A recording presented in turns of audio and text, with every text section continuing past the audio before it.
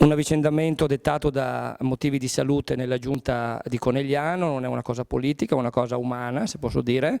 Si è vinto dalla lettura del sindaco della lettera di dimissione del signor Basciano anche una leggera vena di commozione. Sì, beh, una vena di commozione che prende un po' tutti.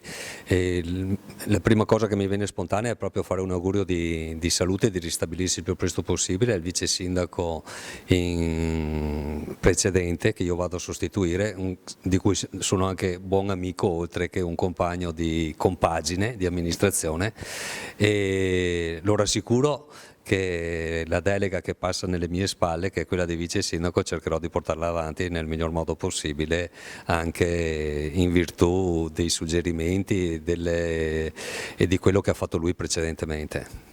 Sì, è un assessorato che avrei lasciato volentieri sulle spalle di Piero Basciano, che è una persona molto competente, attiva e dinamica finché la salute glielo ha permesso. Spero soltanto di avere una grande collaborazione ancora con lui per quello che può dare. Io sicuramente butterò il cuore dietro l'ostacolo per la passione, per la mia città e per il bene che voglio a questa comunità.